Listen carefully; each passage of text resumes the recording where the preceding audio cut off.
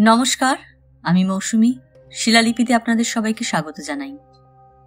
শোনাচ্ছি সাহিত্যিক প্রেমেন্দ্র মিত্রর বর্ষার রাত। গল্প পাঠ ভালো লাগলে শেষে একটা লাইক দিয়ে যেতে ভুলবেন না।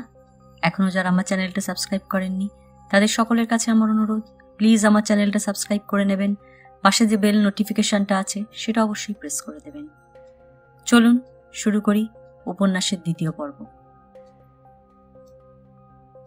ঝড় জলের ভেতর নানা জায়গায় মোটর প্রায় নৌকার মতো চালিয়ে ড্রাইভার কণিকাকে যখন স্বাস্থ্যনিবাসে পৌঁছে দিল তখন প্রায় সন্ধ্যা।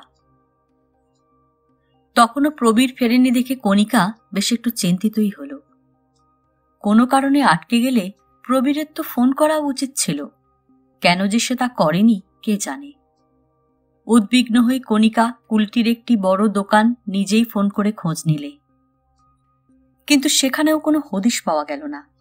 প্রবীর সেখানে গিয়েছিল ঠিকই, কিন্তু বেলা 11টাতেই দোকান থেকে জিনিসপত্র নিয়ে এসে বেরিয়ে গেছে।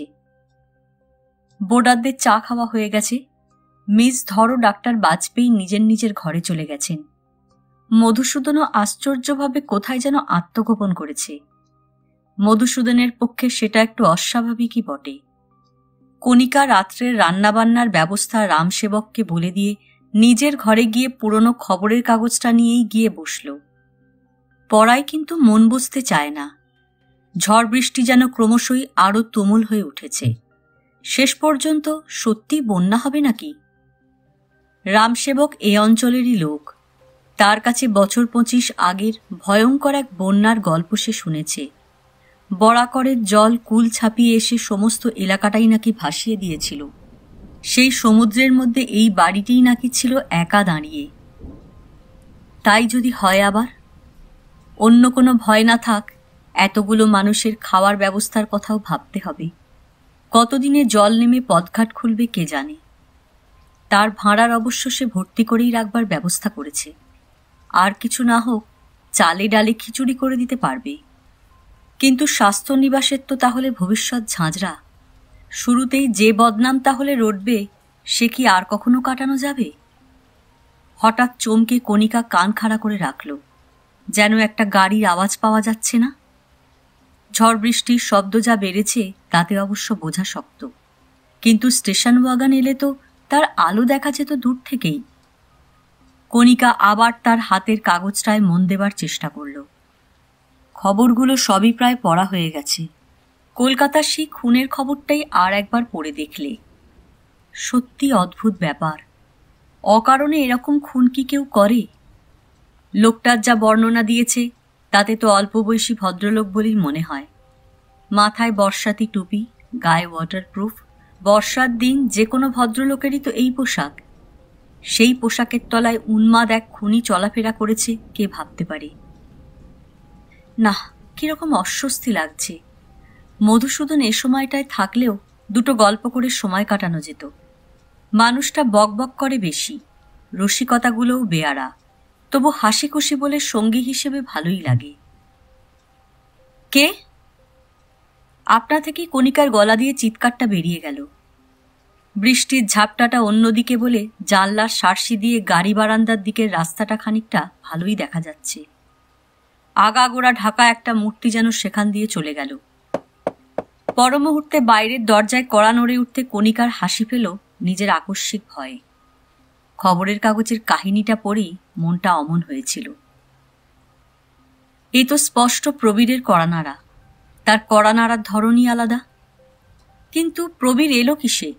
তার গাড়ির শব্দ বা আলো কিছুই তো দেখতে পায়নি। তাড়াতাড়ি দরজাটা খুলতে খুলতে সে সেই কথাই ভাবছিল। দরজা খুলতে প্রবীর ভেতরে না ঢুকেই ব্যস্ত হয়ে বললে, শিগগির কণা, ছাতাটা নিয়ে এসো শিগগির। ছাতা? কণিকা বেশ অবাক। প্রবীরের তো মাথায় বর্ষাতি টুপি, গায়ে ম্যাকিনটস, মাথায় ছাতা দিয়ে কি হবে? হাঁ করে দাঁড়িয়ে আছো কেন? যাও ছাতাটা নিয়ে এসো। অতিথিদের গাড়ি থেকে নামিয়ে আনতে হবে তো। কণিকা একটু বিমূঢ়ভাবেই ছুটে গিয়ে ঘর থেকে ছাতাটা নিয়ে এসে প্রবীরের হাতে দিলে। প্রশ্নটা কিন্তু সেই সঙ্গে না করে পারলে না। অতিথি নিয়ে তুমি এলে কিসে? এলাম গাড়িতে, আবার কিসে? ঠিক বাড়ির কাছে এসেই মোটরটা একেবারে গেল বিগড়ে। আর তার এমন অপরাধী বা কি? একরকম অন্ধের মতো ভাসতে ভাসতেই তো এসেছি, হেডলাইট পর্যন্ত গিয়েছে নিভে। প্রবীর ছাতা নিয়ে বেরিয়ে গেল। অতিথিদের আনবার কথা বলেছে যখন, তখন একজনের বেশি নিশ্চয় এসেছেন। এই দুর্যোগে তাহলে তারা এলেন। হেডলাইট নিভে গেছে বলেই কণিকা গাড়ির আসা টের পায়নি। কিন্তু এত দেরিতে ভাসতে ভাসতে আসার মানে কি? বন্যা কি সত্যি তাহলে শুরু হয়েছে? অতিথিরা এসে যে যার ঘরে যাবার পর জানা গেল কণিকার আশঙ্কা সম্পূর্ণভাবে সত্য। প্রবীরের কাছে খবর পাওয়া গেল যে বন্যার জল ইতিমধ্যে চারিদিক ডুবিয়ে দিতে শুরু করেছে। আবহাওয়ার যা গতি, তাতে সে জল আরও বাড়বে বলেই মনে হয়। সেই জন্যেই কি তোমার এত দেরি হলো? জিজ্ঞাসা করলে কণিকা। শুধু সেই জন্যেই নয়, প্রথমত ট্রেন প্রায় 3 ঘন্টা লেট বলে স্টেশনেই বাধ্য হয়ে থাকতে হলো বিকেল অবধি। বেনিবাবু এই ট্রেনে আসবেন লিখেছিলেন, তাকে ছেড়ে তো আসা যায় না। তারপর রাস্তায় আবার মিস্টার বীরস্বামীকে উদ্ধার করতে বেশ খানিকটা সময় গেল। উদ্ধার করতে কি রকম? নামটাও বলছো বীরস্বামী, উনি বাঙালি নন? না, দেশ দক্ষিণ ভারতে কোথাও ছিল, তবে শুনলাম বাংলাদেশেই বহুকাল ধরে আছেন বলে বাংলাটা মাতৃভাষার মতোই হয়ে গেছে।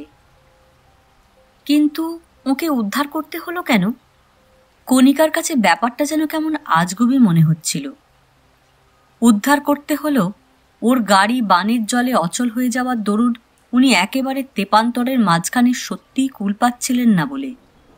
অন্ধকারে ঝড় বৃষ্টির মাঝে দূরে একটা আলো জ্বলতে নিভতে দেখে আমাদের প্রথম কেমন অদ্ভুত লাগে। তারপর মোটরের হর্ন শুনে সেদিকে গিয়ে দেখি ভদ্রলোকের ওই অবস্থা। ওকে তুলতে গিয়ে আমাদের গাড়ি তো খানায় পড়ে উল্টে গেছিল আর কি। কিন্তু ভদ্রলোক ঝড় বৃষ্টিতে এদিকে যাচ্ছিলেন কোথায়? কণিকা প্রশ্ন না করে পারল না। অত কথা জিজ্ঞাসা করিনি। প্রবীর একটু অসহিষ্ণুভাবেই বললে, কেউ বিপদে পড়লে কি অত জেরা করে তবে তাকে সাহায্য করতে হয়? না, তা হয় না। তবে কোথায় দেশ, বাংলা ভাষায় কি করে এত দখল, এত কথা যখন জেনেছ, তখন ওই কথাটাও জিজ্ঞেস করতে পারা যেত না? তোমার কি কিছু সন্দেহ আছে নাকি? অবাক হয়ে জিজ্ঞাসা করলে প্রবীর। জানি না, কিন্তু আমার কেমন ভালোও লাগছে না। একে এই দুর্যোগ ঠিক হোটেল খোলার পরই, তার উপর আমাদের বোর্ডাররাও কেমন যেন সব অদ্ভুত জুটেছে আমার মনে হচ্ছে। প্রবীর হেসে ফেলে বললে, বোর্ডার তো আর নিজেরা বাছাই করে নেওয়া যায় না। তা যদি যেত, তোমার ওই সিনেমার হিরো থুরি মহাকবিকে আগেই বিদেয় করতাম। এবার কণিকা হেসে ফেলেছে। তোমাদের সত্যি কুক্ষণে দেখা হয়েছে, নইলে মধুসূদন ছেলেটা সত্যি খারাপ নয়, একটু মাত্রা জ্ঞান কম এই যা। প্রবীর কি বলতে যাচ্ছিল, হঠাৎ টেলিফোন বেজে উঠল। এখন আবার ফোন করে কি বলে কণিকায় গিয়ে ফোনটা ধরলে। হ্যালো। একটু অস্পষ্টভাবে শোনা গেল, কল্যাণেশ্বরী স্বাস্থ্যনিবাস। কণিকা হ্যাঁ বলবার আগেই ওধার থেকে আবার প্রশ্ন হলো, ম্যানেজারের সঙ্গে একটু কথা বলতে পারি? উচ্চারণে একটু রাঢ় দেশের টান। যা বলতে চান আমাকেই বলতে পারেন, কণিকা জানালে। কে আপনি? আবার প্রশ্ন হলো। আমি মানে স্বাস্থ্যনিবাস আমরাই খুলেছি, আমি মিসেস লাহিড়ী। ও, আপনি মিসেস লাহিড়ী? আচ্ছা শুনুন। আওয়াজটা এবার বেশি গম্ভীর হয়ে এলো। আমি বরাকত থানা থেকে ইসমাইল সাহেব বলছি। নিজের অজান্তেই কণিকা বুঝি একটু চমকে উঠল। ও, থানা থেকে বলছেন? কি ব্যাপার বলুন তো? দেখুন, একটা বিশেষ দরকারে সিআইডি ইন্সপেক্টর ঘোষালকে আপনাদের ওখানে পাঠিয়েছি। ফোনে বেশি কিছু আর বলতে চাই না, যা বলবার তিনিই গিয়ে বলবেন। তার পৌঁছতে বিশেষ দেরি হবে না। কিন্তু কিন্তু এখানে আসবার তো কোনো উপায় নেই। রাস্তাঘাট সব বন্যার জলে ডুবে গেছে যে, বন্যা ক্রমশই বাড়ছে। কণিকার আশঙ্কাটা যেন আসার মতোই শোনালো। ওধার থেকে যেন একটু কড়া গলাতেই শোনা গেল, প্রলয় হলেও তিনি ঠিকই পৌঁছবেন, আপনাদের ভাবনা নেই। আর শুনুন, আপনার স্বামী মিস্টার লাহিড়ীকে তাঁর সব কথা ভালো করে শুনে তার নির্দেশ মতো সব কিছু করতে বলবেন, কোনো ত্রুটি যেন না হয়। কিন্তু ইসমাইল সাহেব, কণিকা আরও কিছু জিজ্ঞেস করতে যাচ্ছিল, কিন্তু ওধারে লাইন কেটে দেওয়ার আওয়াজ পাওয়া গেল। কণিকার দিকের একতরফা কথা শুনেই চিন্তিত মুখে প্রবীর তখন কাছে এসে দাঁড়িয়েছে। উদ্বিগ্নভাবে সে জিজ্ঞাসা করলে, কি ব্যাপার, কি বলছে বরাকর থানা থেকে? কণিকা তখনও নিজেকে ভালো করে সামলাতে পারেনি। ধরা গলায় বললে, কে একজন সিআইডি অফিসার না ইন্সপেক্টরকে এখানে পাঠাচ্ছে। CID inspector? প্রবীরের চোখ বড় হয়ে উঠল। কেন? জানি না, ইন্সপেক্টরই এসে আমাদের জানাবেন বললেন। কণিকা অসহায়ভাবে প্রবীরের দিকে তাকালো। কিন্তু পুলিশ আসবার একটা কারণ তো চাই। প্রবীর যেন নিজেকেই প্রশ্ন করলে, এখানে কিছু তো হয়নি। কি করে তা জানছো? কণিকা কাতরভাবে বললে, আমরা কোনো অন্যায় কি করেছি? কোনো আইন ভেঙেছি কি ভুলে? সেদিন ওপার থেকে গরুর গাড়িতে চাল আসছিল, একটু সস্তা বলে তাই কয়েক বস্তা কিনেছিলাম, কিন্তু তা তো বেআইনি নয় আজকাল। কি বাজে বকছো? প্রবীর একটু বিরক্ত হয়ে বললে, বেআইনি যদি হয়, যদি চোরাই মালও কিনে থাকো, তার জন্য এই বন্যার মধ্যে সিআইডি ইন্সপেক্টর আসে নাকি? তাহলে তাহলে কণিকা উদ্বেগের সঙ্গে বললে, আমাদের এখানে এমন কোনো লোক কি এসেছে পুলিশ যাকে খুঁজছে? কিন্তু আমরা তা কি করে বুঝব? নিশ্চয়ই আমাদের কি দোষ, তুমি মিছিমিছি ভেবো না বলে প্রবীর কণিকাকে কাছে টেনে একটু আদর করে শান্ত করবার চেষ্টা করলে। কিন্তু কণিকার মন এত সহজে শান্ত হবার নয়। স্বামীর বাহুবন্ধন ছাড়িয়ে এসে অনুশোচনার সঙ্গে বললে, এখন মনে হচ্ছে এই স্বাস্থ্যনিবাস না খুললেই হতো। গোড়াতেই এই দুর্যোগ, তার উপর কি হাঙ্গামা এখন হবে কে জানে। হাঙ্গামা যে তাদের কল্পনাকেও ছাড়িয়ে দেবে কে জানত। পরের দিন সকালেই জানা গেল বন্যার জল দ্বীপের মতো তাদের বাড়িটাকে ঘিরে প্রায় নিচের তলার ঘরগুলোতে ঢোকবার উপক্রম করছে। ভিত নেহাত উঁচু বলেই এখনো তারা রক্ষা পেয়েছে। এ জল কতদিনে নামবে কে জানে। ভোরে উঠে বোর্ডারদের ঘরে চা পাঠাবার ব্যবস্থা করে নিজেদের ঘরে বসেই প্রবীর ও কণিকা এই সমস্যারই আলোচনা করছিল। এমন সময় ঘরের আধ ভেজানো দরজাটায় এবার টোকা শোনা গেল।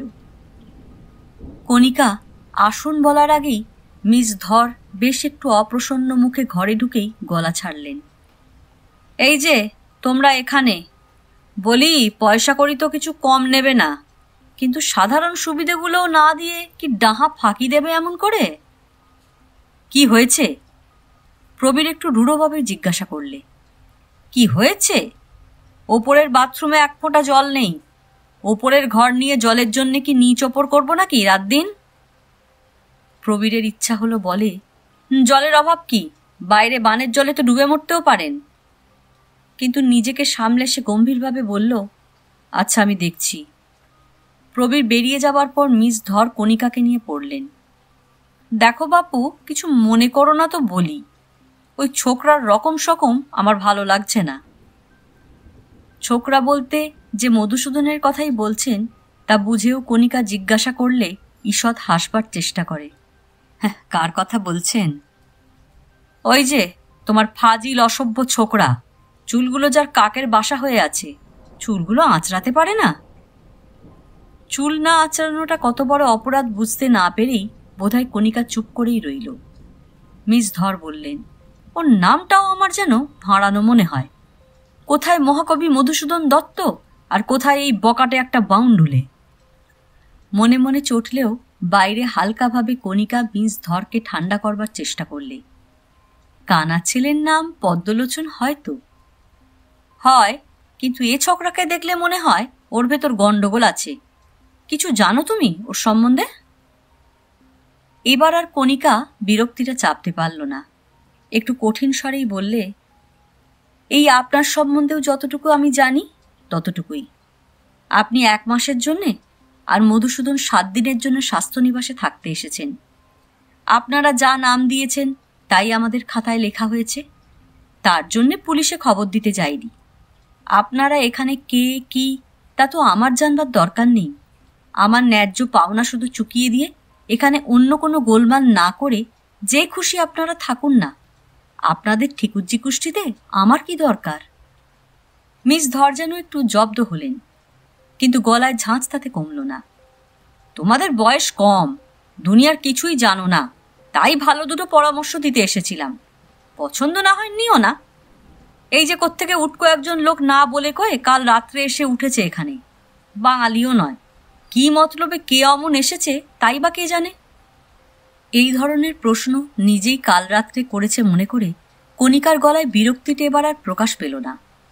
স্বাভাবিক গলাতে প্রবীরের কথাগুলোই সে বললে, কিন্তু আমাদের উপায় কি বলুন? বন্যার জলে মোটর খারাপ হয়ে ভদ্রলোক বিপদে পড়েছিলেন, তাকে কি আশ্রয় না দিয়ে ফেলে আসা যায়? কিন্তু যাই বলো, ওই বীর স্বামী নাকি নাম নিয়ে এসেছে, আমার তো মনে হয়।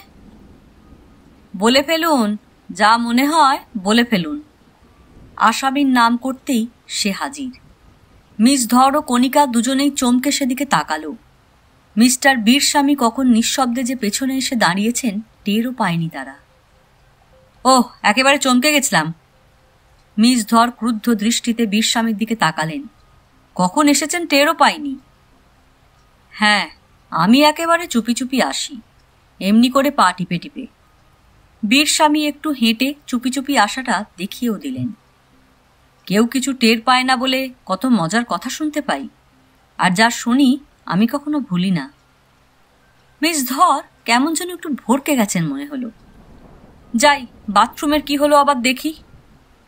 বলে আর তিনি সেখানে দাঁড়ালেন না। বীরস্বামী তার পেছনে হো হো করে হেসে উঠলেন। তারপর কণিকার দিকে ফিরে একটু সকৌতুক স্নেহের সুরেই বললেন, আমাদের গৃহিণী দেবী একটু যেন ভাবনায় পড়েছেন মনে হচ্ছে।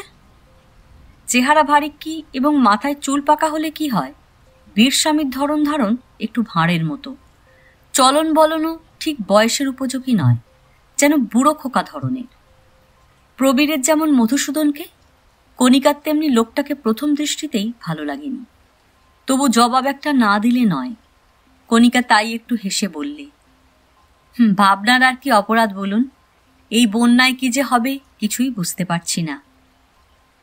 তা ভালোও হতে পারে, মন্দও হতে পারে বলে বীরস্বামী আবার হো হো করে হাসলেন। বিমূঢ়ভাবে তার দিকে তাকিয়ে কণিকা বললে, বুঝতে পারলাম না আপনার কথা। পারলেন না বুঝি?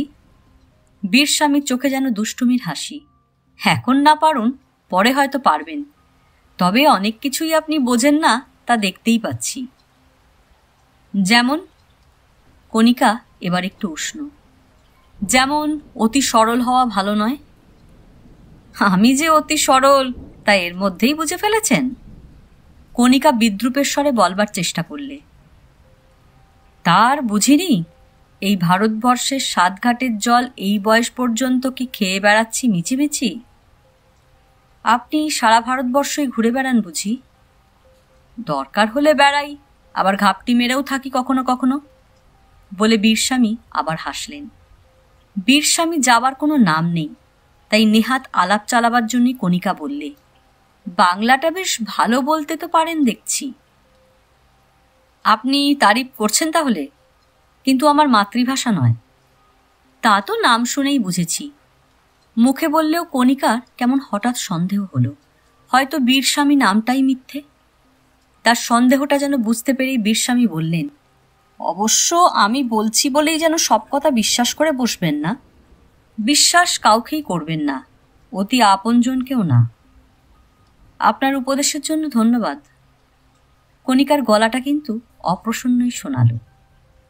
কথাটা আপনার ভালো লাগলো না বুঝতে পারছি। বীরস্বামী তার দিকে কেমন অদ্ভুতভাবে তাকিয়ে হাসলেন। কিন্তু দুনিয়ায় এর চেয়ে খাঁটি কথা আর নেই। একটা জানালার ছিটকিনি বুঝি একটু আলগা ছিল। হঠাৎ ঝোড়ো হাওয়ায় পাল্লা দুটো সশব্দে খুলে গিয়ে বৃষ্টির ছাটে ঘর ভিজে গেল। কণিকা বন্ধ করতে যাচ্ছিল, তার আগেই বীরস্বামী, থাক আমিই বন্ধ করছি বলে সেদিকে এগিয়ে গেলেন। এবারেও কণিকা লক্ষ্য করলে যে বয়সের তুলনায় বীরস্বামীর চলাফেরা বেশ চটপটে যুবকের মতো। জানলাটা বন্ধ করে বীরস্বামী পাশের টেবিলের একটা বই হাতে নিয়ে দেখতে যাচ্ছিলেন। এমন সময় যিনি ঘরে ঢুকলেন তাকে দেখে কণিকা সত্যিই অবাক। দুবেলা খাওয়ার সময়টিতে ছাড়া নিজের ঘর থেকে যিনি বার হন না, সেই ডাক্তার বাজপেয়ী নিজে এ ঘরে নেমে আসবেন কণিকা ভাবতেই পারেনি। ডাক্তার বাজপেয়ী সদাগম্ভীর মুখে সাধারণত কোনো ভাবটাব বিশেষ ফোটে বলে মনে হয় না। এখনও তিনি ঘরে ঢুকে সে কাঠের মূর্তির মতো চেহারা নিয়েই উচ্ছ্বাসহীন ভারী গলায় বললেন, মাফ করবেন, মিস্টার লাহিড়িকে দেখতে পেলাম না। ওপরের ইলেকট্রিক লাইন খারাপ হয়ে গেছে মনে হচ্ছে, আমার ঘরে আলো জ্বলছে না। দিনের বেলায় আলো নিয়ে কি করবেন? কণিকা হয়তো বলতে পারত, কিন্তু দিনের পর তো রাত আসবে। কোনো মিস্ত্রি পাওয়ার যেখানে আশা নেই, সেখানে ইলেকট্রিক লাইন খারাপ হলে অবস্থা কি হবে কল্পনা করে সে উদ্বিগ্ন হয়ে উঠল। কি বিপদ দেখুন তো, এদিকে বন্যা, ওদিকে পুলিশ আসছে, তার ওপর আবার এই ইলেকট্রিক লাইন খারাপ হওয়া। তার মুখ দিয়ে আপনা থেকেই বেরিয়ে গেল। কারোর কাছে কোনো সহানুভূতি পাওয়ার আশায় কণিকা কথাটা বলেনি, কিন্তু ওই কটা কথায় অমন ফল হবে সে জানত না। বীর স্বামীর হাতের বইটা সশব্দে পড়ে গেল। ডাক্তার বাজপেয়ীর ভাবলেশীন মুখখানাতেও কেমন যেন একটা বিমূঢ়তার চেহারাই ফুটে উঠল। কিছুক্ষণ চুপ করে থেকে তিনি প্রায় ধরা গলায় বললেন, কি বললেন? পুলিশ আসছে? ডাক্তার বাজপেয়ীর মুখোশের মতো মুখের পেছনেও একটা কিছু আবেগের আলোড়ন যে চলছে তা কণিকার অগোচর রইল না। সেটা সন্দেহ না ভয় না উত্তেজনা তা ঠিক বোঝা শক্ত। কণিকার হঠাৎ মনে হলো এই নিরীহ চেহারার গম্ভীর লোকটির ভেতরে গভীর কোনো রহস্য নিশ্চয়ই আছে। কণিকাকে চুপ করে থাকতে দেখে ডাক্তার বাজপেয়ী প্রায় স্বাভাবিক গলাতেই আবার জিজ্ঞাসা করলেন, পুলিশ আসছে বললেন না, কি ব্যাপার? হ্যাঁ, বরাকত থানা থেকে কাল রাত্রে ফোন করেছিল। কে একজন সিআইডি অফিসারকে ওরা এখানে পাঠিয়েছেন বললেন। জানালার ভিতর দিয়ে বাইরের দিকে চেয়ে কণিকা একটু আশার সুরেই বললে, এখনো পর্যন্ত যখন আসেননি তখন এই বন্যায় আর আসতে পারবে বলে মনে হয় না। কিন্তু পুলিশ আসছে কেন? ডাক্তার বাজপেয়ী কণিকাকেই যেন জেরা করলেন। কণিকা কিছু বলবার আগেই ঝকমারি হয়েছে হোটেল খোলা বলে প্রবীর ঘরে ঢুকল। তারপর বোর্ডার দুজনকে ঘরে দেখে ও তাদের মুখের ভাব লক্ষ্য করে অবাক হয়ে জিজ্ঞাসা করলে, কি হয়েছে কি? ডাক্তার বাজপেয়ী তার দিকে এগিয়ে গেলেন। শুনলাম সিআইডি পুলিশ এখানে আসছে, কেন বলুন তো? কে জানে কেন, প্রবীর বিরক্তির সঙ্গে বললে। কিন্তু আসছে বললেই তো হয় না। ওপর থেকে যা দেখলাম চারিধার একেবারে সমুদ্র হয়ে গেছে, দিক বিদিক চেনবার উপায় নেই। পুলিশ কেন, মিলিটারি হলেও আজ আর আসবার উপায় নেই। হঠাৎ জানলায় সজোরে শক্ত কিছুর দুবার ঘা দেওয়ার শব্দ শুনে চারজনেই চমকে সেদিকে ফিরে তাকিয়ে একেবারে স্তম্ভিত হয়ে গেল।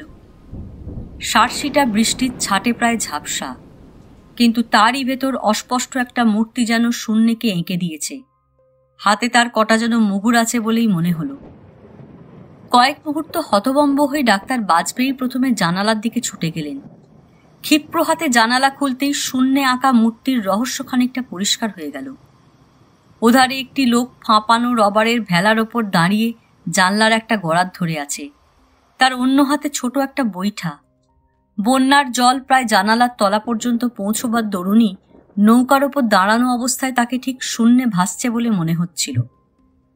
ডাক্তার বাজপেয়ী জানালা খুলতে সে একটু মাথা নুইয়ে হেসে বললে, ধন্যবাদ, আপনাদের দরজাটা একটু যদি খুলে দেন, আমি ইন্সপেক্টর ঘোষাল। ইন্সপেক্টর ঘোষাল? ডাক্তার বাজপেয়ী সবিস্ময়ে আপনা থেকেই বলে উঠলেন। অন্য সবাইও তখন জানলার কাছে গিয়ে দাঁড়িয়েছে। প্রবীণ নিজেই গিয়ে এবার বললে, বাইরের দরজা তো ওদিকে, অত দূর ঘুরে আপনাকে যেতে হবে না, এর পরেরটা ফ্রেঞ্চ উইন্ডো, আমি খুলে দিচ্ছি, দাঁড়ান। ফ্রেঞ্চ উইন্ডোটা খোলবার পর ঘোষাল নৌকা নিয়ে সেখান দিয়েই ভেতরে ঢুকলেন। রবারের ভেলার ভাল্বটা তারপরে খুলে দিয়ে বললেন, দরজাটা এখন বন্ধ করে দিতে পারেন, আর আমার এই কাণ্ডারিটিকে রাখবার একটা জায়গা যদি দেখিয়ে দেন। ফ্রেঞ্চ উইন্ডোর পাল্লা দুটো বন্ধ করে প্রবীর বললে, আসুন আমার সঙ্গে। হাওয়া বেরিয়ে ভেলাটা তখন চুপসে একটু হয়ে গেছে। এক হাতে সেটা তুলে নিয়ে ঘোষাল প্রবীরের পেছনে যাচ্ছিলেন, কিন্তু যাবার আগে একটু বাধা পড়ল। মিস ধর ইতিমধ্যে সেখানে এসে হাজির হয়েছেন, কিন্তু বেশ একটু উত্তেজিতভাবেই বললেন, আপনি ইন্সপেক্টর ঘোষাল? রবারের নৌকা বেয়ে এই দুর্যোগের মধ্যে আসতে হয় এমন কি ব্যাপার হয়েছে এখানে? ঘোষাল একটু হেসে বললেন, একটু সবুর করলেই সব জানতে পারবেন। আচ্ছা, কি জানান দেখি। পুলিশের সবকিছুতেই বাড়াবাড়ি, হেলে ধরতে পারে না, কেউটে ধরতে যায়। আর পাঠিয়েছে কিনা আপনার মতো এক ছোকরাকে, এই বয়সে ইন্সপেক্টর, কোনো খুঁটির জোরে বোধহয় প্রমোশন পেয়েছেন। তা হয়তো পেয়েছি। ঘোষাল আবার হাসলেন, কিন্তু আমার বয়স যত কম ভাবছেন তত কম নয়। ঘোষাল প্রবীরের সঙ্গে বেরিয়ে যাওয়ার পর বীরস্বামী প্রথম কণিকার কাছে এসে তীব্র স্বরে জিজ্ঞাসা করলেন, পুলিশ কেন ডাকিয়েছেন মিসেস লাহিড়ী? এ যেন আর এক বীরস্বামী, চোখ দেখলে ভয় করে। কণিকা তাড়াতাড়ি বললে, আমরা ডাকিনি, বিশ্বাস করুন। ওই তো শুনলেন কি জন্যে এসেছে, খানিক বাদে জানাবেন। হঠাৎ দমকা হাওয়ার মতো মধুসূদন ঘরে এসে ঢুকল। যেন দারুণ মজার ব্যাপার এইভাবে সোল্লা শেষে বলে উঠল, হারে নরক তো একেবারে গুলজার। শুনলাম কেন, দেখলাম পুলিশ এসেছে রবারের ভেলায় ভেসে। দারুণ একটা কিছু তাহলে ঘটছেই, একেবারে রোমাঞ্চকর উপন্যাস। তার স্ফূর্তিতে কিন্তু আর কারো সায় দেখা গেল না। ডাক্তার বাজপেয়ী তার দিকে একবার ভ্রুকুটি করে বললেন, আপনার ফোনটা একটু ব্যবহার করতে পারি মিসেস লাহিড়ী? নিশ্চয়ই পারেন। ডাক্তার বাজপেয়ী ফোন করতে যাবার পর মধুসূদন আর একবার ফুর্তির সুরটা ধরবার চেষ্টা করলেন। ইন্সপেক্টর কিন্তু বেশ দেখতে। আজকাল বাঙালি পুলিশ অফিসারদের মধ্যে বেশ ভালো ভালো চেহারা দেখা যাচ্ছে। আমার ছেলেবেলায় পুলিশ সার্জেন্ট হবার খুব শখ ছিল। তার কথার মাঝখানে ডাক্তার বাজপেয়ীর উদ্বিগ্ন স্বর শোনা গেল। ফোনে যে কোনো আওয়াজ নেই মিসেস লাহিড়ী, একেবারে খারাপ হয়ে গেছে। সে কি? কণিকা ডাক্তার বাজপেয়ীর কাছে ছুটে গেল। এই খানিক আগেই তো ঠিক ছিল। উনি বরাকরের একটা দোকানে ফোন করে বন্যার খবর নিলেন। হঠাৎ মধুসূদনের উচ্চ হাসিতে সবাই চমকে উঠল। ফোনটাও গেছে তাহলে? ব্যাস, দুনিয়ার সঙ্গে সব সম্পর্ক খতম। এই থই থই জল, এই বাড়ি, আর আমরা কজন, তার মধ্যে আবার একজন টিকটিকি অফিসার। বাহ, নাটক যা জমবে। আবার মধুসূদনের হাসি আর থামতে চায় না। থামুন, নাটক না কি হলো আগে দেখুন। বিয়োগান্ত হলে এত খুশি থাকবে কি? বীরস্বামী ধমক দিলেন, এটা হাসির ব্যাপার নয়। মিস ধর সন্দিগ্ধভাবে এদিক ওদিক চেয়ে বললেন, ফোনের লাইন কেউ ইচ্ছে করে কেটে দিয়েছে। তুমি তুমি মধুসূদন কোথায় ছিলে এতক্ষণ? আমায় সন্দেহ করছেন? মধুসূদন আবার হেসে উঠল। খাটতে চাইলেও আমার দ্বারাও কাজটি হতো না। ইলেকট্রিকে আমার বড্ড ভয়, কখন কোথায় শখ খেয়ে মরি আর কি। কিন্তু আপনি? হঠাৎ মুখ গম্ভীর করে মধুসূদন বললে, আপনাকে পিছনের দিক দিয়ে ভেজা কাপড়ে যেন আসতে দেখলাম নিচ থেকে। আমি চিলের ছাদ থেকে বন্যার দৃশ্য দেখছিলাম কিনা। আমি? মিস ধর একেবারে আগুন। আমি একটা জিনিস আনতে গেছিলাম, উপরে জানলা থেকে পড়ে গেছিল। কি পড়ে গেছিল? বীরস্বামী জিজ্ঞাসা করলেন। তাতে আপনাদের কি দরকার? মিস ধর রেগে ঘর থেকেই বেরিয়ে যাচ্ছিলেন। প্রবীর ও ইন্সপেক্টর ঘোষালকে ফিরতে দেখে তাকে থামতে হলো। ঘোষাল মিস ধরের মুখ দেখেই কিছু একটা হয়েছে অনুমান করে জিজ্ঞাসা করলেন, ব্যাপার কি? কি বলে? আমার নাম মিস ধর। মিস ধর নিজেই ঝাঁঝালো গলায় জানালেন। তা মিস ধর, হঠাৎ এত চটেছেন কেন? একটু মধুরভাবেই ঘোষাল জিজ্ঞাসা করলেন। চটব না? এত বড় আস্পর্ধা! বলে কি না আমি ফোনের তার কেটেছি। তা তো বলিনি মিস ধর। মধুসূদন আরও কি বলতে যাচ্ছিল, ঘোষাল বাধা দিয়ে বললেন, ফোনের তার কি কাটা নাকি? কাটা কিনা জানি না, ডাক্তার বাজপেয়ী বুঝিয়ে দিলেন, কিন্তু কোনো সাড়া পাওয়া যাচ্ছে না। আশ্চর্য। ঘোষাল এগিয়ে গিয়ে ফোনের রিসিভারটা তুলে নিলেন। খানিকটা নাড়াচাড়ার পর হতাশ মুখে ফিরে এসে বললেন, না, একদম ডেড। বন্যার দরুন অবশ্য খারাপ হতে পারে, কিন্তু তা নয় বলেই সন্দেহ হচ্ছে। একটু চুপ করে কি যেন ভেবে নিয়ে ঘোষাল পকেট থেকে একটা নোট বই বার করলেন। তারপর সকলের মুখের ওপর একবার চোখ বুলিয়ে বললেন, চাকর বাকর বাদে এখানে তো আপনারা সবাই উপস্থিত। কণিকা জানালে, না, বেণীবাবু বলে আর একজন আছেন, তিনি বৃদ্ধ লোক, কাল এই দুর্যোগের মধ্যে এসে অসুস্থ হয়ে ঘরেই আছেন। আচ্ছা, তিনি ছাড়া আপনারা সবাই এখানে আছেন। মিস্টার লাহিড়ী ও কণিকা দেবীর কাছে আমার কয়েকটা কথা জানবার আছে, সেটা সেরেই আমি আসছি। আপনারা ততক্ষণ অনুগ্রহ করে এখানে থাকলে ভালো হয়। ইন্সপেক্টর ঘোষালের অনুরোধে প্রবীর ও কণিকা পাশের ছোট লাইব্রেরি গোছের ঘরটিতে গিয়ে বসল। ঘোষাল দরজাটা ভালো করে বন্ধ করার পর কণিকা আকুলভাবে জিজ্ঞাসা করলে, কি ব্যাপার বলুন মিস্টার ঘোষাল, কিছু অন্যায় কি আমরা করেছি? অন্যায় করেছেন? ঘোষাল সবিস্ময়ে খানিক কণিকার দিকে তাকিয়ে ঈষৎ হেসে বললেন, না না, সেসব কিছু নয়। আপনারা ভুল বুঝেছেন বলে আমি দুঃখিত। ব্যাপারটা সম্পূর্ণ আলাদা। আপনাদের বিরুদ্ধে কোনো অভিযোগ নিয়ে আমি আসিনি। আপনাদের কোনো বিপদ যাতে না হয় সেই জন্যই আমাকে পাঠানো হয়েছে। বিপদ? আমাদের কি বিপদ? প্রবীর অবাক হয়ে জিজ্ঞাসা করলে। বিপদ মোক্ষদা দেবীর খুন হওয়ার ব্যাপারের সঙ্গে জড়িত। কলকাতায় গিরিমাঝি লেনের সে ঘটনার কথা পড়েছেন নিশ্চয়ই কাগজে। ঘোষাল দুজনের দিকেই চাইলেন। হ্যাঁ, পড়েছি, স্বীকার করল কণিকা। কে না পড়েছে? প্রথমে আমি জানতে চাই যে সেই মোক্ষদা দেবীর সঙ্গে আপনাদের কারোর পরিচয় ছিল কিনা। নামও কখনো শুনিনি, বললে প্রবীর। কণিকাও সায় দিল। আমিও তাই ভাবছিলাম।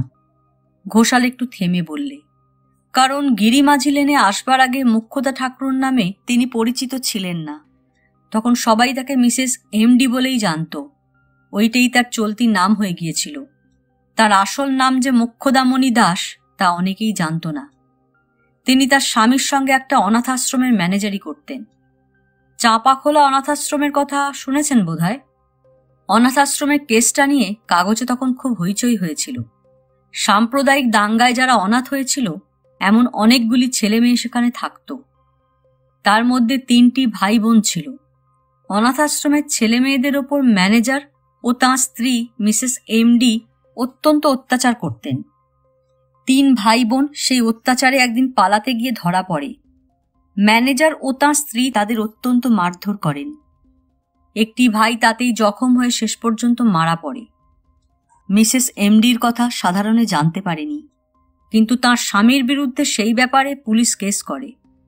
বিচারের সময় মিসেস এমডির স্বামী কেমন করে পালিয়ে যান, কিন্তু মানুষের বিচারে এড়িয়েও বিধাতার বিচারকে ফাঁকি দিতে পারেননি। তার কয়েকদিন বাদেই মোটর অ্যাক্সিডেন্টে তিনি মারা যান। কেসটা তাতে চাপা পড়ে যায়। মিসেস এমডিও অনাথ আশ্রম ছেড়ে একটু ভোল পাল্টে ওই গিরিমাঝি লেনে এসে ওঠেন। বিবরণ শেষ করে ঘোষাল একটু থামলেন। তারপর জিজ্ঞাসা করলেন, এই মিসেস এমডিকে কেউ আপনারা চিনতেন, বা এই অনাথ আশ্রমের সঙ্গে কোনো সংস্রব ছিল আপনাদের? প্রবীর কণিকা দুজনেই দৃঢ়ভাবে মাথা নাড়ল। কণিকা তারপর জিজ্ঞাসা করল, কিন্তু আমাদের এসব কথা জিজ্ঞাসা করছেন কেন? করছি আপনারা বিপন্ন বলে। আমরা আমরা কেন বিপন্ন হব? কণিকা অবাক হয়ে জিজ্ঞাসা করলে। বিপন্ন তো হয়েই আছেন, শুধু কেন হয়েছেন সেইটাই বোঝাবার চেষ্টা করছি। ঘোষাল একটু হেসে আবার বললেন, জানেন বোধহয় খুনির পকেটের একটা হ্যান্ডবিল পুলিশ পেয়েছে। সে হ্যান্ডবিল আপনাদের এই স্বাস্থ্য নিবাসেরই বিজ্ঞাপন। শুধু সেই হ্যান্ডবিল খুনির পকেটে ছিল বলেই এই স্বাস্থ্য নিবাসে সে হানা দেবে বুঝতে হবে? প্রবীরের স্বরটা অবিশ্বাসের। না, শুধু তাই জন্যে নয়, সে হ্যান্ডবিলের পেছনে পেন্সিলে কয়েকটা কথাও লেখা ছিল। পুলিশের পক্ষে সে লেখা অগ্রাহ্য করা সম্ভব নয়। কি লেখা ছিল? কারুর নাম? উদ্গ্রীব হয়ে জিজ্ঞাসা করলে কণিকা। না না, নাম নয়, লেখা ছিল গিরিমাঝি লেনে শুরু, স্বাস্থ্যনিবাসে শেষ। সেই জন্যই জানতে চাইছি মিসেস এমডি বা তার সেই চাঁপাখোলা অনাথাশ্রমের সঙ্গে আপনাদের কোনো সংস্রব ছিল কিনা। আপনাদের না থাক, বোর্ডারদের আর কারুর ছিল নিশ্চয়, নইলে খুনির ও লেখার কোনো মানে হয় না। মানে হয়তো সত্যিই নেই, প্রবীর তার সন্দেহটা জানালে। ঘোষাল হেসে বললে, অত সহজে পুলিশ তো আর ব্যাপারটা উড়িয়ে দিতে পারে না। তার মানে এখানেও কেউ খুন হবে বলতে চান? কণিকা সভয়ে জিজ্ঞাসা করলে। একটু চুপ করে থেকে ঘোষাল ধীরে ধীরে বললেন, আপনাদের আমি ভয় পাওয়াতে চাইনি, কিন্তু আমাদের অনুমান তাই। খুনির অভিসন্ধি যাতে ব্যর্থ করা যায় সেই জন্যই আমাকে পাঠানো হয়েছে। আপনাদের আন্তরিক সাহায্য পেলে আশা করি আমি বিফল হব না। ঘোষালের গলার স্বরে একটু আবেদনের সুরই পাওয়া গেল। কিন্তু এই দুর্যোগে খুনির পক্ষে এখানে আসা সম্ভব? প্রবীর তার মনের সন্দেহটা ব্যক্ত করলে। ইন্সপেক্টর ঘোষাল একটু যেন অনুকম্পা ভরে বললেন, আপনি তাই ভেবে আছেন বুঝি? কিন্তু খুনির আর আসবার দরকার নেই, এমনও তো হতে পারে। তার মানে? কণিকা অবাক হয়ে ঘোষালের দিকে তাকালো। তার মানে সে হয়তো আগেই এখানে এসে বসে আছে। তা কি করে হতে পারে? এক বীর স্বামী ছাড়া বোর্ডাররা সবাই আগে থাকতে চিঠি দিয়ে ঘর রিজার্ভ করে এসেছেন। আগে থাকতে চিঠি দেওয়ার মতো এই খুনের ব্যাপারও সব আগে থাকতে প্ল্যান করা। তাছাড়া আর একটা কথা ভুলবেন না, গত শুক্রবার গিরিবাঞ্ঝি লেনে মোক্ষদা দেবী খুন হয়েছেন। আপনাদের সমস্ত বোরারি এসেছেন তারপরে। তাহলে কি বলতে চান? সেই চাঁপাখোলা অনাথাশ্রমে সেই 3টি ভাই বোনেরই কেউ এই ব্যাপারে জড়িত? তারা তো নেহাত বাচ্চা। বাচ্চা তখন ছিল, আজ এত বছর বাদে কি আর তাই আছে? কিন্তু একজন তো মারা গেছে। হ্যাঁ, যে মারা গেছে সে ছিল সবচেয়ে ছোট, বয়স তখন তার 10 মাত্র। তার বড় ভাইয়ের বয়স তখন 15-16, আর বোনের 12। বড় ভাই কিছুকাল বাদে কোথায় একটা চাকরি নিয়ে চলে যায়। বোনটি কোনো একটি ভালো পরিবারে জায়গা পায়, কিন্তু সে পরিবারের কর্তাগিন্নি দুজনেই হঠাৎ পরপর মারা গেলে কোথায় যে যায় কোনো খোঁজ পাওয়া যায়নি। সেই বড় ভাই এসবের মূলে আছে সন্দেহ করছেন? কিন্তু বয়সের দিক থেকে তাহলে ও একমাত্র। এই পর্যন্ত বলেই কণিকা চুপ করে গেল। কণিকা কি যেন একটা কথা চেপে গেল বুঝেও ঘোষাল তা জানবার চেষ্টা করলেন না। শুধু তার দিকে একবার তীক্ষ্ণ দৃষ্টিতে তাকিয়ে বললেন, বয়স তো ভাড়ানো যায় মিসেস লাহিড়ী। হ্যাঁ, তা যায় বলে কেমন একটু যেন বিব্রতভাবে কণিকা রান্নাবান্নার ব্যাপারটা একটু তদারক করার জন্য একবার রান্নাঘরে যাবার অনুমতি চাইলে। না না, অনুমতি চাইবার কি আছে বলে কণিকাকে ছেড়ে দিয়ে ঘোষাল প্রবীরকেও বোর্ডারদের কাছে গিয়ে তাদের প্রত্যেকের কয়েকটা বিবরণ একটা কাগজে টুকে রাখতে বললেন। আপনি এই সাধারণ খবরগুলো নিয়ে রাখুন, আমি খানিক বাদেই যাচ্ছি বলে ঘোষাল ঘর থেকে বেরিয়ে গেলেন। ঘোষাল ওপরের তলাটা একবার ঘুরে এসে প্রথমেই রান্নাঘরে গেলেন। সেকেলে বিলিতি কায়দার রান্নাঘর, জায়গা প্রচুর।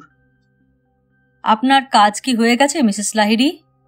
একটু সংকুচিতভাবে জিজ্ঞাসা করলেন ঘোষাল। হ্যাঁ, এই হয়ে গেল বলে রামসেবককে একটু মশলা বাটতে পাঠিয়েছি। চাকরটাও ওপরে সব পরিষ্কার করতে গেছে। এই ডালটা না দেখলে পুড়ে যাবে। একটু লজ্জিতভাবে কণিকা বললে, যা খাওয়া আজ খাওয়াবো, গোয়েন্দাগিরি ভুলে যাবেন। আমায় খেতে দেবেন বলছেন? এ তো আমার ভাগ্য বলে ঘোষাল হাসলেন। ডালটা নাড়তে নাড়তে কণিকা বললে, কিন্তু দেখুন, যত ভাবছি আমার কেমন সব আজগুবি মনে হচ্ছে। আজগুবি নয় মিসেস লাহিড়ী, একেবারে খাঁটি সত্যি। ঘোষাল রান্নাঘরে পাতা একটা ছোট চৌকিতে গিয়ে বসলেন। কাগজে খুনির পোশাকের বর্ণনা তো পড়েছেন। আপনাদের এখানে 3টি ঘরেই তো সেরকম ওয়াটারপ্রুফ আর বর্ষাতি টুপি টাঙানো রয়েছে দেখলাম। 3 জনেরই যে কেউ হয়তো সেদিন কলকাতায় ছিলেন। কিন্তু যাদের ওয়াটারপ্রুফ দেখেছেন তাদের কেউই কলিকাতার লোক নয়। একটা বীর স্বামীর, তিনি তো পরেই এসেছেন। আর 2টো মধুসূদন আর আমার স্বামীর। আমার স্বামী তো এখানেই থাকেন, আর মধুসূদন পাটনা থেকে এসেছে। ঘোষাল একটু হেসে বললেন, তবু এখানকার কেউ যে খুনের দিন গত শুক্রবারে কলকাতায় গেছিলেন তার তো স্পষ্ট প্রমাণ রয়েছে। প্রমাণ? কি প্রমাণ? কণিকার ডাল নাড়া থেমে গেল।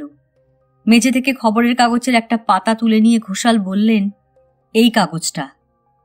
কিন্তু ওটা তো আনন্দবাজার, আমরাও গ্রাহক। কণিকা ডালের হাঁড়িটা নামিয়ে কাছে এসে দাঁড়ালো। কাগজের পাতার মাথার দিকটা দেখিয়ে ঘোষাল বললেন, হ্যাঁ, আপনারা গ্রাহক হিসেবে যে কাগজ পান সেটা ডাক এডিশন, মানে মফস্বল সংস্করণ। কিন্তু এ কাগজটা কলকাতার, সেখানেই কেনা হয়েছে। কিন্তু ও কাগজ কোথা থেকে এলো? কণিকা ভাববার চেষ্টা করলে। পুরনো কাগজ বলে আমি হল থেকে ওটা রান্নাঘরের কাজে লাগাতে নিয়ে এসেছিলাম। মনে করতে চেষ্টা করুন কে কাগজটা এনেছিল। ঘোষাল কণিকাকে উৎসাহ দিলেন। না, মনে পড়েও পড়ছে না, বলে কণিকা হতাশভাবে ঘোষালের দিকে চাইল। চেষ্টা করুন, ঠিক এক সময় মনে পড়ে যাবে। তাহলে? কণিকা সভয় প্রশ্নটা আর শেষ করতে পারল না। হ্যাঁ, তাহলে একটা সূত্র অন্তত পাওয়া যেতে পারে এই রহস্যের। ঘোষাল উঠে দাঁড়িয়ে বললেন, এখন বুঝতেই পারছেন কল্যাণেশ্বরী স্বাস্থ্যনিবাস খুব নিরাপদ জায়গা আর নয়। আচ্ছা, আপনারা তো সবে এটা খুলেছেন, এ বিষয়ে কোনো অভিজ্ঞতা আছে? হোটেলে থাকবার অভিজ্ঞতা আছে, চালাবার নয়।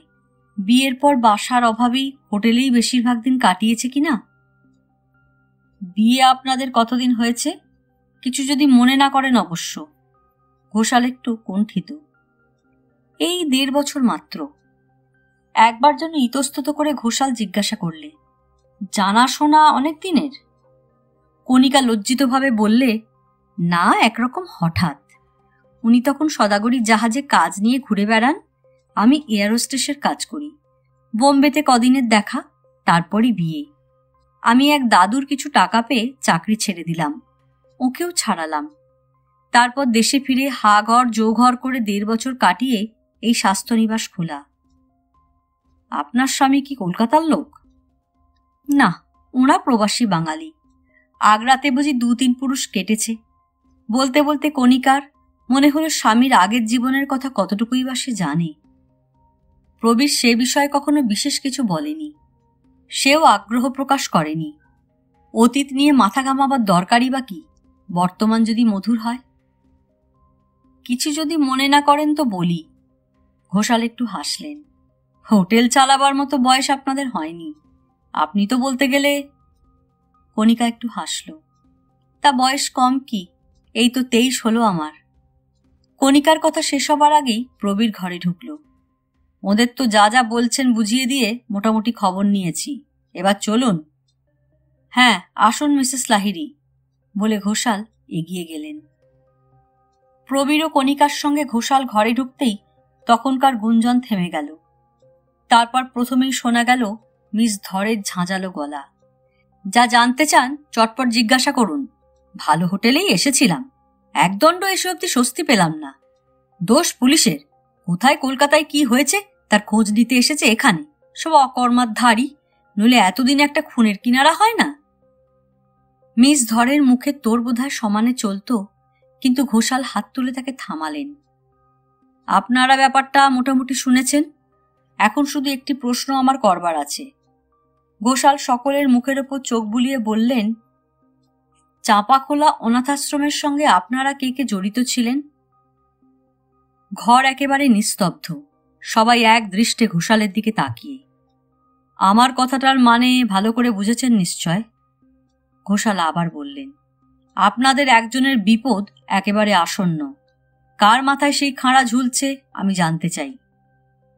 তবু কারোর মুখে কোনো কথা নেই। ঘোষালের গলার স্বরে এবার একটু অধৈর্য প্রকাশ পেল। আচ্ছা, আমি এক একজন করে সকলকে জিজ্ঞাসা করছি। আপনি? ঘোষাল প্রবীরের দেওয়া কাগজটা একবার দেখিয়ে বললেন, আপনি বলুন মিস্টার বীরস্বামী। আমি? বীরস্বামীর মুখে একটু হাসির আভাস খেলে গেল। আমি তো এদিকের লোক নই, নানা জায়গা ঘুরে বেড়াই, কলকাতার ওই ব্যাপারের কথা পর্যন্ত শুনিনি। ঘোষাল মিস ধরের দিকে ফিরলেন। আপনি? আমি আমি মিস ধর একটু যেন থতমত খেয়ে বললেন, ওসব প্রশ্নের কোনো মানে হয় না, আমার কোনো সম্পর্কই নেই ও ব্যাপারের সঙ্গে। মধুসূদন বাবু? আমাকে জিজ্ঞাসা করছেন? হ্যাঁ, আপনাকে ছাড়া আর কাকে? ঘোষাল একটু হেসে বললেন, আপনার নামই তো মধুসূদন দত্ত। হ্যাঁ, আমি তো নেহাত তখন ছোট। মধুসূদন যেন অনুশোচনার সঙ্গে বললে, এমন একটা দারুণ ব্যাপার জানবার বয়সই হয়নি, তা যদি। ডাক্তার বাজপেয়ী? মধুসূদনকে কথা বাড়াতে না দিয়ে ঘোষাল ডাক্তার বাজপেয়ীর দিকে ফিরলেন। ডাক্তার বাজপেয়ীর উত্তর দিতে একটু যেন দেরি হলো। আমি, দাঁড়ান মনে করি, হ্যাঁ, আমি তখন ব্যাঙ্গালোরের একটা ল্যাবরেটরিতে কাজ করি। তাহলে কেউই আপনারা অনাথাশ্রমের সঙ্গে সম্বন্ধ স্বীকার করছেন না? ঘোষাল হতাশভাবে নিঃশ্বাস ফেলে বললেন, তাহলে কেউ যদি আপনারা খুন হন তার জন্য নিজেই দায়ী হবেন। কথাটা বলে ঘোষাল ঘর থেকে বেরিয়ে গেলেন। কয়েক মুহূর্ত সবাই চুপ। তারপর মধুসূদন হেসে উঠে বলল, ব্যাপারটা খুব রোমাঞ্চকর, কিন্তু আমরা এই কজন, এর মধ্যে একজন মারা পড়বেন। চুপ করো ফাজিল ছোকরা, মিসধর ধমকে উঠলেন। কিন্তু মধুসূদন অত সহজে থামবার ছেলে নয়। মিস ধরের দিকে ফিরে এসে বললে, ধরুন চুপি চুপি ঠিক আপনার পেছনে গিয়ে আমি হাজির হয়েছি, আপনি ফিরতে না ফিরতেই গলায় একটি ফাঁস, ব্যাস। থামুন মধুসূদন বাবু, প্রবীর সরসে যেন গর্জন করে উঠল। রসিকতার একটা সীমা আছে, কিন্তু এটা যে সীমা ছাড়ানো রসিকতা, আর রসিক সেই খুনে আমাদের মধ্যেই যে লুকিয়ে আছে। হঠাৎ সজোরে হেসে উঠে সে সকলের দিকে চেয়ে বললে, নিজেদের মুখগুলো যদি আপনারা দেখতে পেতেন। হাসতে হাসতে মধুসূদন ঘর থেকে বেরিয়ে গেল। অসভ্য, বেয়ারা, মরকট, মিসধর তিক্ত স্বরে বললেন, পাগলা গারদে রেখে ওর চিকিৎসা দরকার। চিকিৎসা হয়তো আমাদের অনেকেরই দরকার মিসধর। কণিকা মধুসূদনের পক্ষ নিয়ে না বলে পারল না। মধুসূদনের একটু মাত্রা জ্ঞান কম, কিন্তু তার কারণও আছে। শুনলাম একবার ট্রেন অ্যাক্সিডেন্টে পড়ে ও নাকি 12 ঘন্টা গাড়ির তলায় চাপা পড়েছিল। নেহাত ভাগ্যের জোরে উদ্ধার পায়, তাতেই একটু কেমন হয়ে গেছে। বিপদে পড়লেই যদি মাথা খারাপ হয়, অমন ননির পুতুলের তাহলে দুনিয়ায় বাস করা উচিত নয়। দাঙ্গার মধ্যে যে অভিজ্ঞতা আমার হয়েছে। হঠাৎ মিস ধরকে থামিয়ে ডাক্তার বাজপেয়ী সন্দিগ্ধভাবে বলে উঠলেন, আপনি দাঁড়ান, ঠিক দাঙ্গার সময় আমিও কলকাতায় এসেছিলাম। আপনার ছবি যেন তখন খবরের কাগজে দেখেছি। গোড়া থেকেই তাই ভাবছিলাম কেন আপনাকে চেনা চেনা লাগছে। আপনার স্মৃতিশক্তি তো খুব। বীরস্বামী একটু বিদ্রুপের সুরে বললেন, খবরের কাগজের ছবি এতদিন আপনি মনে করে রেখেছেন? মনে রাখবার একটু কারণও যে আছে, ডাক্তার বাজপেয়ী নিজের সাফাই দিলেন। ওর বিবৃতি যে বড় করে ছবি শুদ্ধ কাগজে বেরিয়েছিল, আর সে বিবৃতি একটু অসাধারণ, ওকেই জিজ্ঞাসা করুন না। হ্যাঁ, মিস ধর একটু গর্বভরেই স্বীকার করলেন, আমি 3 দিন মরার গাদায় একটা চৌবাচ্চার মধ্যে পড়েছিলাম। 3 দিন বাদে উদ্ধার যখন হই, তখন যে বাড়িতে ভাড়া ছিলাম তাদের। হঠাৎ মিস ধর থেমে গেলেন। থামলেন কেন, বলুন মিস ধর। ডাক্তার বাজপেয়ী সর্বেশ রুরু। না, বলছিলাম 3 দিন বাদে উদ্ধার পেয়ে আমায় একটা জায়গায় নিয়ে যায়। সাধারণ জায়গা নয়, সেটা চাপাখোলা আশ্রম। ডাক্তার বাজপেয়ী কাছে এসে দাঁড়ালেন। হ্যাঁ, চাপাখোলা অনাথাশ্রমই হলো। তাতে হয়েছে কি? মিস ধরের ঝাঁঝটা যেন এখন করুণ প্রতিবাদ হয়ে উঠেছে। হয়েছে এই যে, ওই 3টি ভাই বোন আপনার বাড়িওয়ালারই ছেলে মেয়ে। আপনার সঙ্গেই তারা ওই আশ্রমে আশ্রয় পায়। তাদের আপনি চিনতেন? হ্যাঁ, চিনতাম, কিন্তু তাই বলে তাদের ভার নিতে বললে আমি নেব কোথা থেকে? আমি একলা মানুষ, ওসব ঝামেলা আমার পোষায়? মিস ধর যেন কাতরভাবে কৈফিয়ত দেবার চেষ্টা করলেন। তাহলে ওই ছেলে মেয়েদের সঙ্গে আপনারও সংস্রব ছিল? আপনাকে অনুরোধ করা সত্ত্বেও আপনি ওদের ভার নেননি? প্রবীর এবার জিজ্ঞাসা করলে। না, নিইনি। মিস ধরের গলা তীক্ষ্ণ হয়ে উঠল। তখন কি করে জানবো ওই অবস্থা তাদের ওখানে হবে? আমি তো জেনে শুনে তাদের ক্ষতি করিনি। কিন্তু ইন্সপেক্টর ঘোষালকে এ কথা তাহলে জানালে না কেন? ডাক্তার বাজপেয়ী জিজ্ঞাসা করলেন। মিস ধর এবার নিজেকে খানিকটা সামলে নিলেন। জানাতে যাবই বা কেন? যত সব বাজে প্রশ্ন। পুলিশ কি বা করতে পারে? তাদের সাহায্য না হলেও আমার চলবে। কিন্তু তবু কথাটা জানালে ভালো করতেন, বলে ডাক্তার বাজপেয়ী চলে যাচ্ছিলেন। বীরস্বামীর কথায় তাকে থামতে হলো। কিন্তু আপনি এত কথা জানলেন কি করে ডাক্তার বাজপেয়ী? শুধু খবরের কাগজের ছবি দেখে আর বিবৃতি পড়ে তো এত জানবার বুঝবার কথা নয়। আমি ডাক্তার বাজপেয়ীকে এই প্রথম একটু অপ্রস্তুত দেখা গেল। আমার জানা বোঝাটা খানিকটা স্মরণশক্তি, খানিকটা অনুমান থেকে বলে ধরে নিতে পারেন। ডাক্তার বাজপেয়ী আর সেখানে দাঁড়ালেন না। কণিকা এতক্ষণ মিস ধরকে একটু বিশেষ মনোযোগের সঙ্গে লক্ষ্য করছিল। এবার সে বললে, হ্যাঁ, আমারও মনে পড়েছে, আপনি চাপাখোলা অনাথাশ্রমে অনেকদিন ছিলেন। তুমি কি করে জানলে কণিকা? প্রবীর তীক্ষ্ণ স্বরে জিজ্ঞাসা করল। কণিকা কিছু বলবার আগে বীর স্বামীর হাসি শুনে সবাই চমকে উঠল। বীর স্বামী নিজের মনেই খুব খুব করে হাসছেন। তার দিকে সকলকে চাইতে দেখে তিনি অপরাধীর মতো বললেন, আমায় মাফ করবেন, মধুসূদন বাবুর মতো আমারও মাত্রাজ্ঞান হারিয়ে গেছে। সমস্ত ব্যাপারটা যত ভয়ঙ্কর তত মজার লাগছে আমার। ও, আপনার মজার লাগছে বুঝি? ঘোষাল তীক্ষ্ণ ব্যঙ্গের সুরে বলতে বলতে ঘরে ঢুকলেন। মাফ করবেন ইন্সপেক্টর সাহেব, মাফ করবেন। আমি অত্যন্ত দুঃখিত ও লজ্জিত। নাক কান মলা খেয়ে আমি চলে যাচ্ছি। বীর স্বামী ঘর থেকে বেরিয়ে গেলেন, কিন্তু যাওয়ার ধরনে মোটেই লজ্জা পাওয়ার লক্ষণ দেখা গেল না। যেন ভেতরে ভেতরে একটা মজা উপভোগ করছেন, আর সে কাজটা কাউকে জানতে দিতে চান না, এমনি তার মুখের ভাব। এবারও কণিকার মনে হলো চটপটে চলার ভঙ্গিটা মোটেই পাকা চুলের সঙ্গে খাপ খায় না। এক কিম্ভূত কিমাকার, মন্তব্য করলে প্রবীর। ভেতরে গণ্ডগোল আছে নিশ্চয়। চেহারাটা কেমন শয়তানের মতো। ঘোষালও মনের কথাটা প্রকাশ করে ফেললেন। ওরকম লোককে এক চুল বিশ্বাস করতে নেই। কণিকা হঠাৎ বলে উঠল, আপনারও তাই মনে হয়েছে তাহলে? কিন্তু ওর বয়স তো অনেক বেশি। তবে কি সত্যিই তাই? ভদ্রলোক যেন ঠিক বুড়ো সেজে থাকেন মনে হয়। হাঁটেন কিন্তু জোয়ান পুরুষের মতো। হয়তো বুড়ো ছদ্মবেশ করে থাকেন। আপনার কি মনে হয় মিস্টার ঘোষাল? ঘোষাল একটু যেন রূঢ়ভাবেই কণিকাকে দমিয়ে দিলেন। আজে বাজে কল্পনা করে কোনো লাভ আছে কণিকা দেবী? অনুমান নয়, আমাদের প্রমাণ দরকার। আপাতত ফোনটা মেরামত করবার ব্যবস্থা না করলে মিস্টার লাহিড়ী, দেখি কি করা যায়। প্রবীরকে নিয়ে ঘোষাল বেরিয়ে গেলেন। নিস্তব্ধ দুপুর। থই থই বন্যার জলের মাঝখানে কল্যাণেশ্বরী স্বাস্থ্যনিবাসের বাড়িটা বাইরে থেকে দেখলে সেখানে অত বড় একটা উদ্বেগ আশঙ্কাময় নাটকের রহস্য নাটিকার ভূমিকা চলছে কেউ ভাবতে পারত না। অস্থির বন্যা তরঙ্গের মাঝখানে বাড়িটা যেন শান্ত, স্থির, সমাহিত।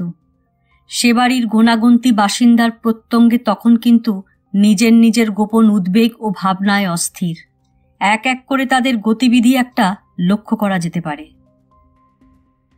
আজ এ পর্যন্তই। উপন্যাসের তৃতীয় পর্ব নিয়ে অন্যদিন আসব। গল্প পাঠ ভালো লাগলে লাইক, শেয়ার, কমেন্টস করতে ভুলবেন না। আজকের মতো নমস্কার।